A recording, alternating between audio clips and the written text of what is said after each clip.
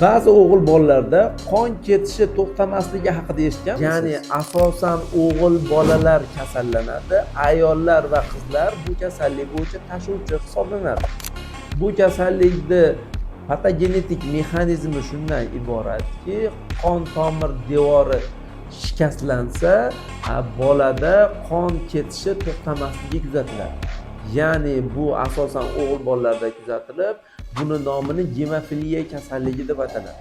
Gemofiliya kasalligi nasliy genetik kasallik hisoblanadi va bu nasliy genetik kasalligini yaxshi sifatlilar turiga kiradi. Bunday bolalar hayot sifatini davom ettirsa bo'ladi, lekin travma olish, o'zini kesib olish, urib olish degan holatlardan albatta yiroq qilish kerak bo'ladi.